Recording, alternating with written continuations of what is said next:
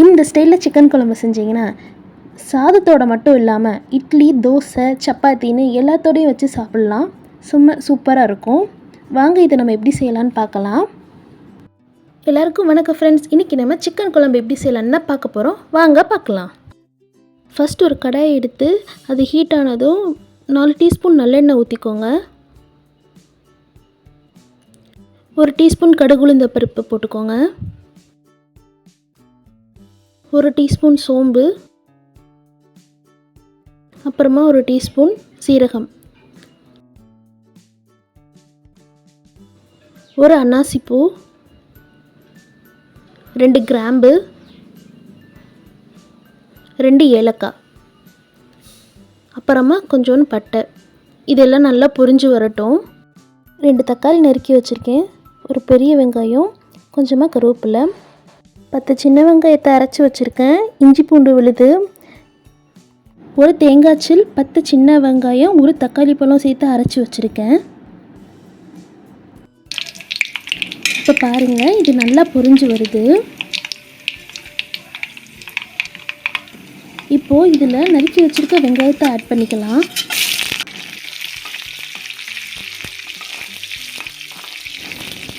வெங்காயம் நல்லா வதங்கட்டும். இப்போ வெங்காயம் வதங்கும் போதே அந்த எண்ணெயில் இப்போது 2 ஸ்பூன் வத்தல் பொடி நம்ம ஆட் பண்ணிக்கலாம்.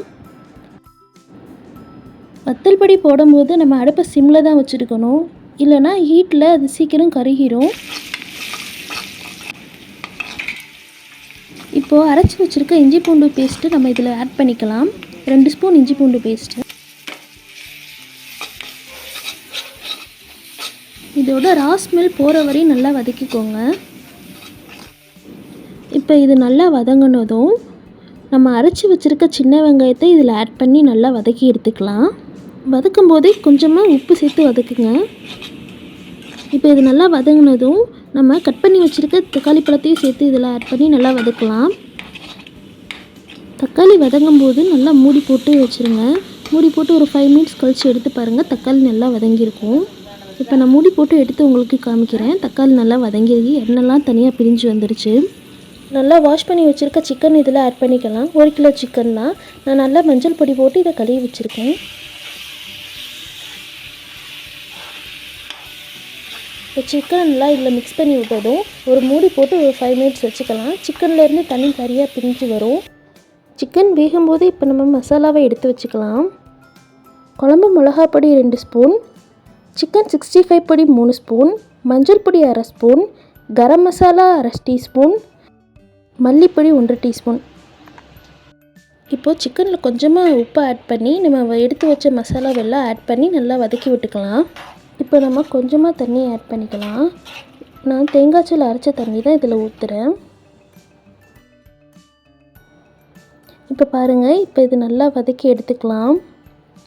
நம்ம இந்த ஸ்டேஜில் இருக்கும்போதே கூட நம்ம எடுத்து நல்லா சப்பாத்திக்கோ இல்லை எதுக்காவது நல்லா வச்சு சாப்பிட்லாம். சூப்பராக இருக்கும். சிக்கன் பொடி போட்டிருக்கனால நம்மளுக்கு குழம்பா தான் செய்ய போகிறோம், அதனால் இப்போ தண்ணி ஆட் பண்ணிக்கலாம். நான் இது அரிசி கழுவின தண்ணி தான் ஆட் பண்ணுறேன். இது நல்லா கிட்டினது ஒரு மூடி போட்டு வச்சிடலாம். 5 மினிட்ஸுக்கு நல்லா கொதித்து வரட்டும். பாருங்கள், நல்லா கொதித்து குழம்பு நல்லா ரெடி ஆயிடுச்சு. எண்ணெய்லாம் நல்லா மேலே பிரிஞ்சு வருது பாருங்கள். இந்த ஸ்டேஜில் நம்ம அரைச்ச விழுதையும் சேர்த்து ஆட் பண்ணி நல்லா வதக்கி எடுத்துக்கலாம். கொஞ்சமாக கருவேப்பிலை தூவி அதை சர்வ் பண்ணலாம்.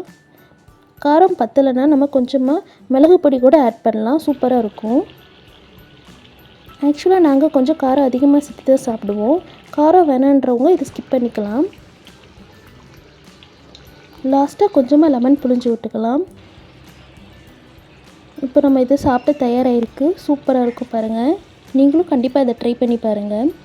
சப்பாத்திக்கு, சாதத்துக்கு, இட்லி, தோசை எதுக்குனாலும் வச்சு சாப்பிட்லாம். எல்லாருமே கேட்டு சாப்பிடுவாங்க. அவ்வளோ டேஸ்ட்டாக இருக்கும். நீங்களும் கண்டிப்பாக ட்ரை பண்ணி பாருங்கள். நான் இப்போ சாப்பிட போகிறேன். மறக்காமல் நம்ம சேனலை சப்ஸ்கிரைப் பண்ணிடுங்க. சேனல் பேரை சொல்ல மறந்துட்டேன். நாங்களும் சமைப்போம்.